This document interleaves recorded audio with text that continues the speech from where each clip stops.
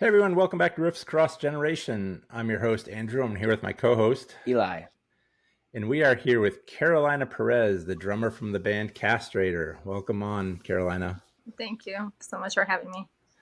Before we hop into the interview, I know we talked about this right before we came on, but we have a little history with Castrator. We saw Castrator November 2023 in Tampa, fell in love with the band, and then we started the podcast a couple months later, and you were one of the first bands that we wanted to get on the podcast. We've been trying for about a year to get you on, and finally it all worked out. So we're very happy that persistence pays off, and thank you so much for coming on. Yeah. Thank you. Yeah, no, finally, it's a good thing. Yeah. So before we get into the band itself, let's talk a little bit about Carolina. What I read, you're originally from Colombia and Yeah. you moved to New York City. And you got into heavier music at a younger age. How did that happen? What bands kind of spurred that on, and what drew you to drumming?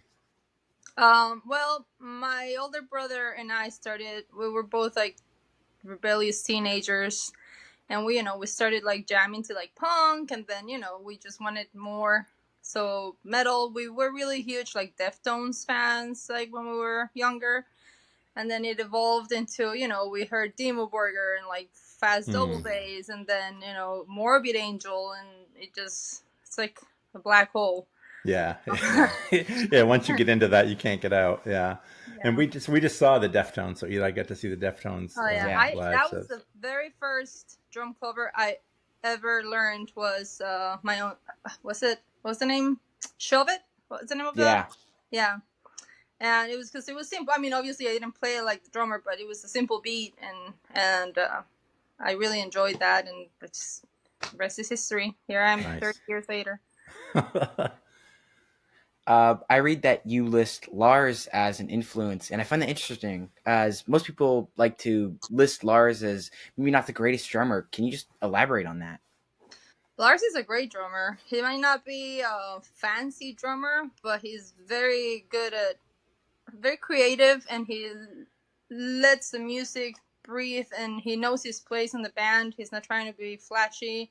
He does really unconventional fills when it comes to accenting and where he places the beat, like the back beats and stuff. A very underrated drummer. Yeah, so that's cool to hear from a drummer about, as you said, an underappreciated drummer. Well, actually, we get to see them for the first time tomorrow, so we're going to see their tour. So jealous. I'm yeah, Metallica live. Oh yeah. I'm not dating myself, but I saw them open up for Ozzy Osbourne on the Puppets tour. So yeah. Wow. Sounds like a boring show. Yeah. So besides Castrator, you're in another current band, and you've been in some other bands. You're in a band called Hypoxia as well, correct? Yeah, it's my baby. Nice. Yeah, it's I used to have. Well, we're not like active anymore because I moved to Ohio 5 years ago, and we were based in New York City, and everyone kind of has a busy life, and priorities change. And when we lived all together, we didn't mind playing like a lot of local shows and stuff, but now it's a different game. Yeah. I mean, if we got good offers to play festivals and stuff like that, we would probably do it. But as of now, it's like hiatus. How you say it? Yeah, hiatus. Yep. Yeah, and so we were going to ask you how you're juggling all that, but I guess with Castrator, do you all live in the same area or no? Okay, so no, but with members... Castrator, it's also a long distance project. But with Castrator, everyone's willing to travel more and put jobs as a second priority. Because in Hypoxia, Carlos is an airplane mechanic, and he works for the airline industry. He has a really good job, and then Mike also has a very good job that he's it's priorities. Yeah. And I'm not saying the girls in Castrator don't have like good jobs or anything, but we all have kind of like more like, well, Robin, the bass player, who's also a co-founder on the band and lives in Tampa. I don't know if you guys ever met Robin. No, we may have met her at the merch table when we saw you guys. We got a Castrator patch. Yeah, we met her then. She's a touring person, so she's always on tour. Yeah, hardest working woman in the industry is what I've heard. That's right. Yeah, absolutely. So with Castrator, a little bit of history of it. Was it hard to find all female members who at the beginning who wanted to be in a death metal band, who wanted to come out growling and playing fast and aggressive? That's, yeah, aggressive and fast. That is hard because the kind of death metal that we want to play, it's, you have to be good, like you have to be experienced and technical. It's not like easy. So we did struggle finding a guitar player, and we have struggled up until now with guitar players. That's been always a struggle for us, but now with Sarah is great. And Kim, she's still kind of on the fence because she's just very busy and she can't tour. So Yeah, I yeah. think when we saw you, you had a male member playing Well, guitar. he filled in last minute because Kim, she was supposed to do the tour, and then 2 weeks before the tour, she said she couldn't do it, and so we had to find a last minute replacement. Yeah. Yeah. And it was his first tour. Curtis, he's great. I think he had only turned 21 when he did that tour. Oh yeah, he was great. I guess. Yeah. Yeah, didn't miss a beat, right? Yeah. Yeah. The name Castrator, is it kind of like tongue in cheek? Do you find it like scares dudes from listening from the band at all? No, well, when we were looking for a name, we wanted something that, because most death metal bands have gory names, but we wanted something that was fitting. It's like Cannibal Corpse or Dying Fetus, but something that was like an all-female death metal band. So that was it. But we didn't have any intentions of it being like hateful or anything like that. It's just Yeah. Every March for the past 2 March, we've done a focus on women in metal, and we talked about you guys last time, and I'm grateful that bands like you are around for Eli to listen to, because when I was young, it was Leader Ford, and it was all sexualized still in music. I know. And there were some like Lori Bravo, and then Bolt Thrower, the bass player. There's a few women in there, but now it seems like it's come a long way. Yeah. Do you feel that way as well, growing up into it? Definitely. When I started, I always looked up to other. I was always on the lookout for other women in the metal scene that played, that I could connect with, and it was very hard. And then the internet changed it all. Yeah. Something good out of the internet finally, right? Yeah. We'll take it. I used to spend so much time looking for other girls in the scene just so I can connect with. Yeah, the females that that I've heard growing up that stuck out is definitely Lori Bravo from Nuclear Death was probably my favorite one. And then, but it was, like you said, it was few and far between. And now with Castrator and with Crypta, and there's a lot of other really strong female presence in the scene. Yeah, Nervosa. Yeah. So Castrator's been around for about a decade. How we always ask bands that have been around for a while, how was it keeping the band together, the project together through the COVID era? Yeah.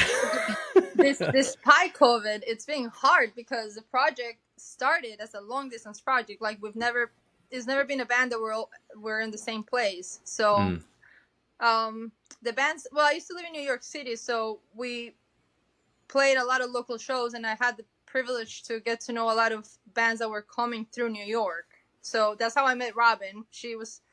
We opened up for Derketa, her other band, and Derketa was mostly female, and I was very touched, and I just was like, if you ever want to do another band, I would love to start a band, and the rest is history. But then she lived in Tampa, and then our first singer lived in Boston, and our first guitar player lived in Norway.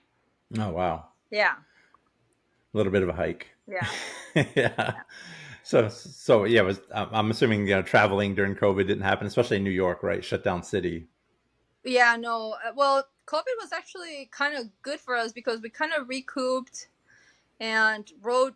We just wanted the record done. Like it's that's it. It's coming out. Right. So because it had been on the works for a long time, and a lot of delays, a lot of BS, and that's when we were like, okay, that's it. It's happening. So COVID was actually kind of a good thing for us.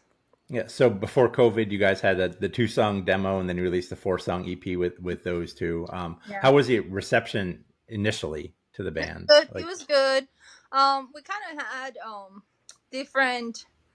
There was a lot of fighting like in the band because we had different goals. Like the singer at the time she wanted the band to be like more brutal death metal.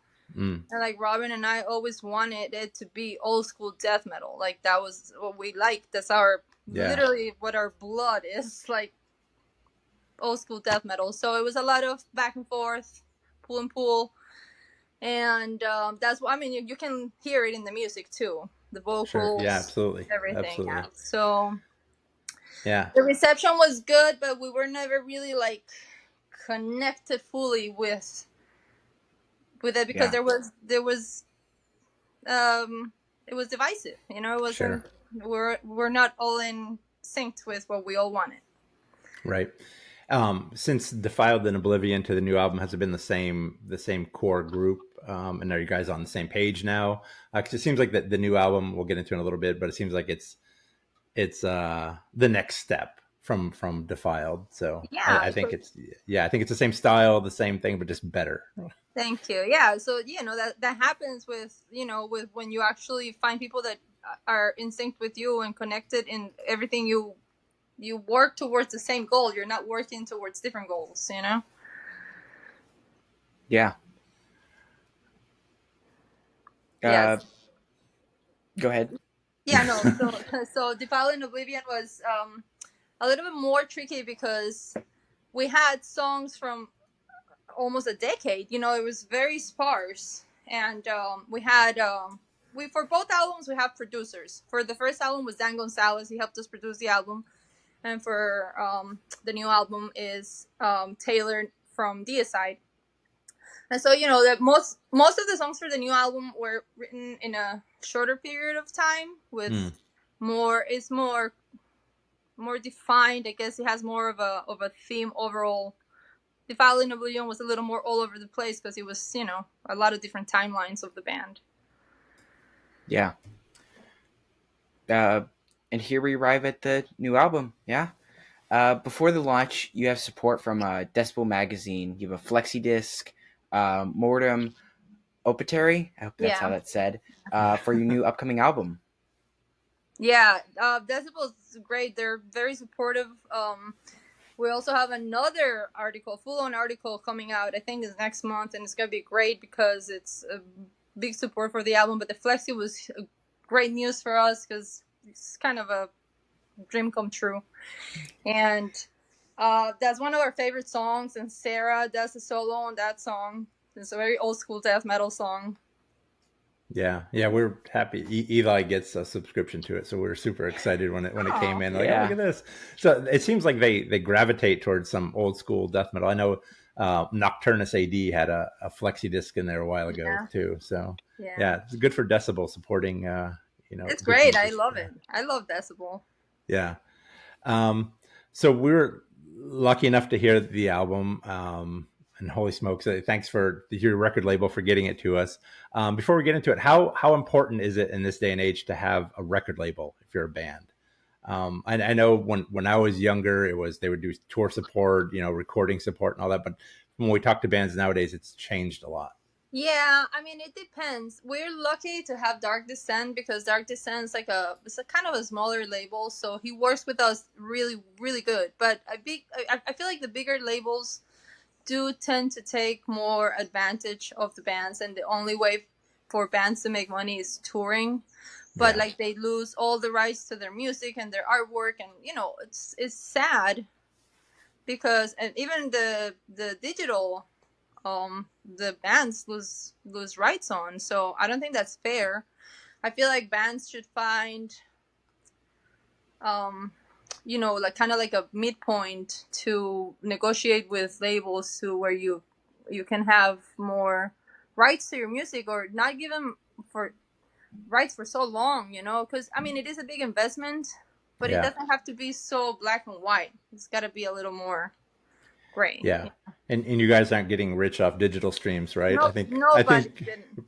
Yeah, bringing it Nobody back did to it really Lars. in death metal. Bringing it Nobody. back to Lars, I think he was right. Right, digital like really Absolutely. hurts. Another thing that Lars did. Yeah. Yeah. Yeah.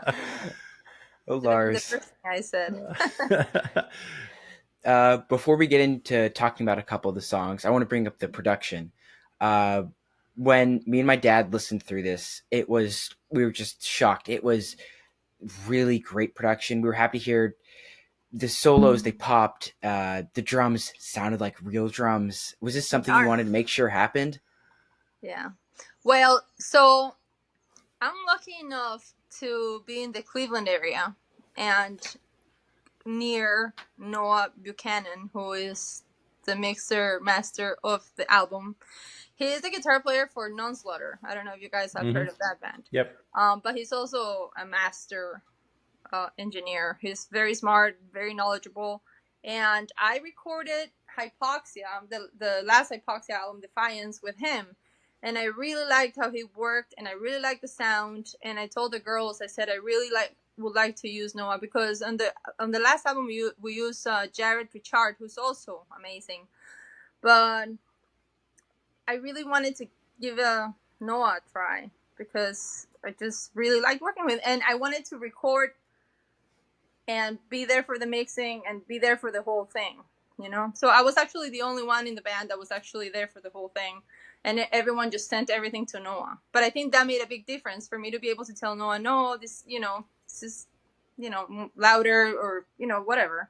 Yeah, absolutely. Was it a conscious thing to make sure? We talk about it a lot, that I really like drums that sound like drums when I listen to music, and not a digital machine. Was it a conscious effort to make sure the cymbals sound like cymbals, and the kick sounds like kick, and the snare sounds like a snare? Yes, because that has also been a learning curve for me, because in the past I've led the scene and the drumming industry and the engineers kind of talked me into letting it be triggered and stuff.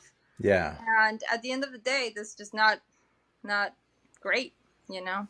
Yeah. Organic, I agree. Organic is better all the way. Always. Yeah. Let's talk about some songs.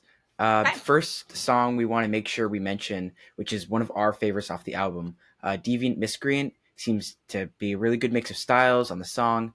We hear definitely the very strong old school death metal style, and we hear a huge guitar solo like Ripping Corpse, and we hear, dare I say, some northeast sounding hardcore riffs. Is this accurate, or are we just hearing things? No, I mean, that's the thing with art.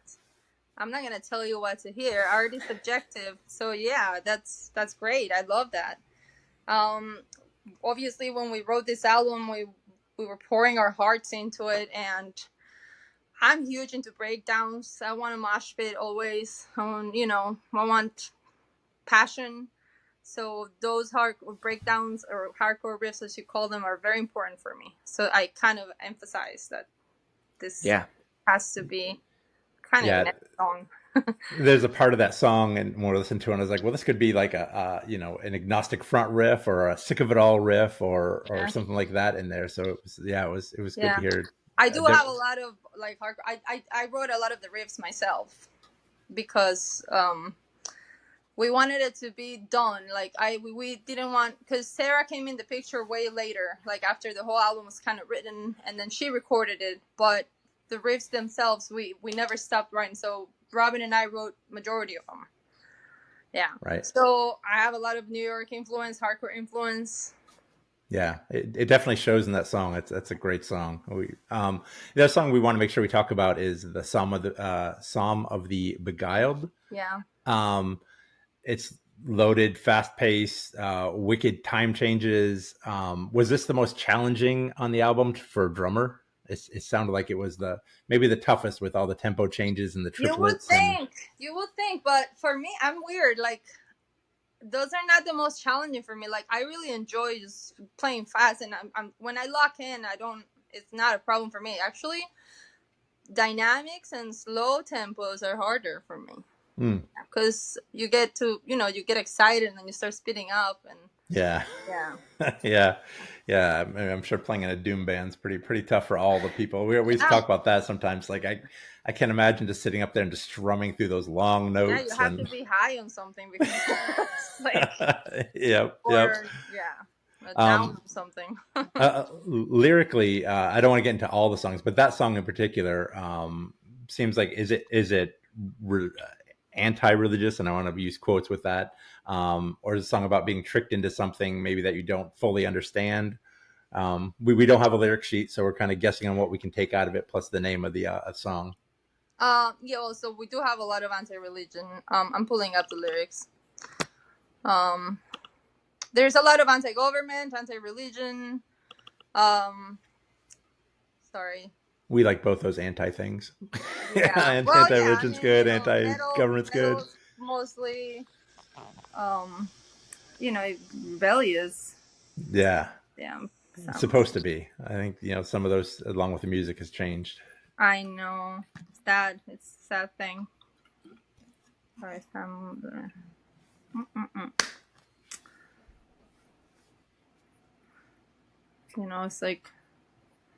I guess yeah.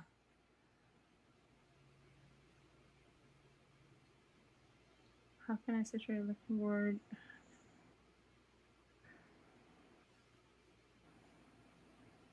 This is about an abuser. This one is about I mean, it's art, so it's up for interpretation. It's very Sure. it's ambiguous, but it's more about being gaslighted and by an abuser kind of thing. Yeah. Yeah, understood, definitely. The last song on the album we want to talk about it as well is a cover song. You ended your first album with a cover song, and this one you ended it with an Exodus cover song. Yes. How do you decide what song that should be, and what changes mentally do you make to that song to make it sound like Castrator? Because it sounds like a Castrator song. You remember how back in the 80s and 90s, like every band had a cover in their album. It was like that was like the blueprint for all school death metal album. It didn't matter, even Motorhead, even Metallica, everyone had it. So we want to bring that back, because for us it's very important to play tribute to your idols and the people that inspired you, and then kind of give it a fresh sound with our sound. So they influenced us, and this is how it sounds with how you influenced us. Nice. Yeah. Nice. Yeah, we like that song. Yeah, it's a good cover. Oh, it's a good cover. Yeah. Yeah. And the solo is by one of the original members, so that was great. Yeah. Yeah, the we love Exodus.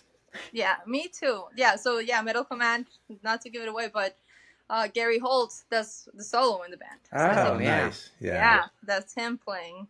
So it's even more of a moment for us to be like, wow. Yeah, very cool.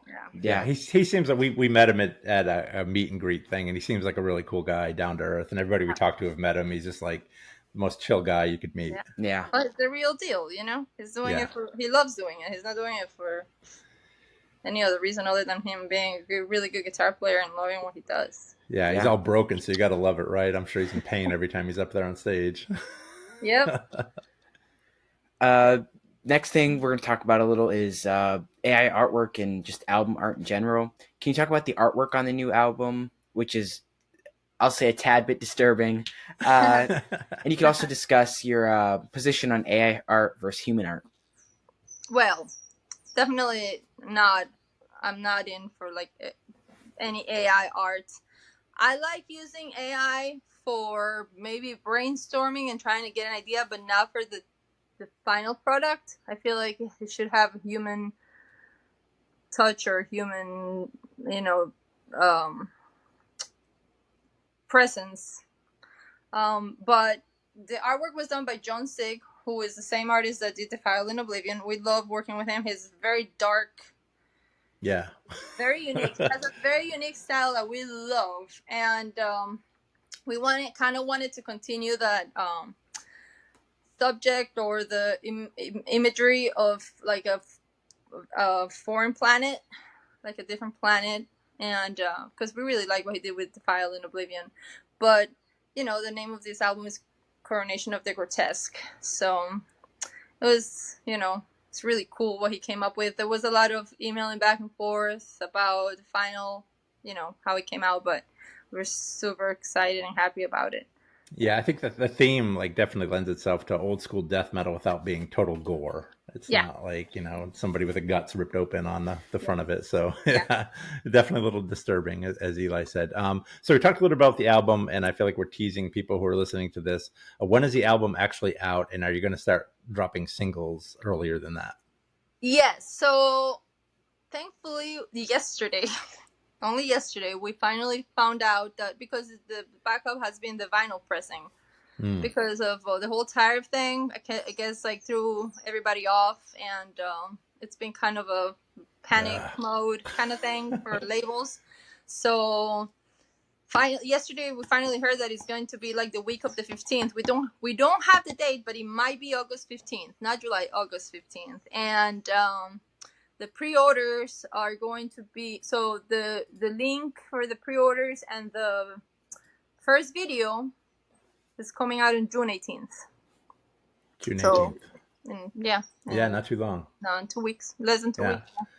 Awesome. So we won't make fun of too many people that we heard it first, and they'll hear it soon enough. Yeah. Well, yeah, you're actually probably one of the few people that have heard it because they just created the link for you guys. Like, yeah, that's awesome. It wasn't even a thing. Yeah, makes us feel special over here. Oh, yeah. we hear from a lot of podcasts, where we normally don't get the early listens, and we see some other people get early listens and stuff. Well, now you know what it feels like. Absolutely.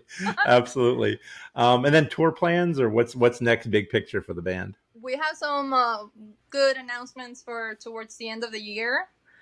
But those will come out with, when they come out. But yeah, towards the end of the year, we have some good shows coming up. Yeah. What do you think about the overall state of right now's old school death metal scene? It's definitely making a comeback. Yeah. It's definitely making a comeback. I love like Frozen Soul with the like dismember sound, and just sang with Sugabug, and like it's just definitely making a comeback. Yeah. You should move to Tampa. It's like death metal. I know. Still. I thought about it. So I don't even know why I'm in Ohio. But it's not so bad here. Now it's summer. It's summer starting, so it's great. I'm right by I think Kern Murphy lives in Ohio, right? The guitarist from Venom Inc. He lives up there. Yes. Yeah. So actually, I see him at shows all the time. Yeah, another great guy. Yeah, we had him on when he was with 72 Legions. Yeah. Which I think they're playing like a show soon. I saw on social media that they're so that was. I don't know. Yeah, but those guys we see them all the time. Yeah. Yeah. Nice. Nice. Yeah, down here, Eli and I were talking. It's just like, it's death metal all the time. So many shows you want to go to. Yeah. So many. I try to go to Tampa as much as I can because Robin lives there. So we started writing the album in Cannibal Corpse's rehearsal room. Like Paul, they all let us go because we work 70,000 tons of metal every year. All right. So 2 years ago, when we finished the boat, we just rented a car and drove up to Tampa and locked ourselves in that room for like 3 days writing music. Yeah. Nice. Yeah. We're lucky we live here. Eli gets to see, all the legend bands. We saw Nocturnus AD. He saw Nasty Savage. And then every metal band that comes, death metal band on tour comes through. We just saw Revocation. Yeah, I love Revocation. With Brat of Sulfur and Necrogoblicon. Who are a lot of fun. Yeah. And Brad was on that tour too, right? Yeah, Brad. Yeah, Eli got to meet Liz from Brat. Nice. That was really cool. We're trying to get them on the podcast as well. But they were a lot of fun live. I was just gonna say they're so much fun. Yeah. Fun. Yeah, but we talk a lot about there's like so many shows here. It's with school and work and everything else. It's like we only catch half of them. When I lived in New York City, that was the problem. I was always broke. Yeah, that's what we are too. All the time. Yeah, we make a deal if we go to a show. We have to support at least one of the bands playing by buying merch. So it gets up there. Now Eli's closet's full. I know. I have 2 closets full of black shirts and. Yeah. It's all I wear is black shirts. They don't really have a lot of variety in the No, not at all. We were so happy to nail down this interview. This was great. Thank you so much for coming on. Any last words? Thank you, Eli. Well, thank you for having me, and I'm super glad you guys like the album. Can't wait for everyone to hear it, and I wish you guys the best with the podcast. No, we appreciate it. And again, thank you so much for coming on. Yeah. And I'll give you an email once this comes out, and we'll push this interview, and then of course when the album comes out, we'll let everyone know too. So, and looking forward to seeing you guys on tour, because I'm sure you're going to come to Tampa. Yeah, actually, those shows that are announced or not announced, that will be announced towards the end of the year, we'll go through Tampa for sure. Yeah, nice. Yeah, cool. Just send me a message, and I'll put you guys on the list. No, we'll pay to get in. Again, you guys, we always try to support where we can. Well, shoot me a message. Yeah, you guys spend enough money like on the roads and stuff. Eli and I talk about that a lot. It's like the least we could do is like buy a shirt and pay for the ticket. So. Well, you guys are doing a very nice thing for the band too, like having us, just giving us exposure. So it's shoot me a message. It's our little way of giving back, I guess. Yeah. Okay. Awesome. Again, thank you so much for being on. It's been a great interview. We really appreciate it. Yeah, of course. Yeah. Thank you. Thanks so much.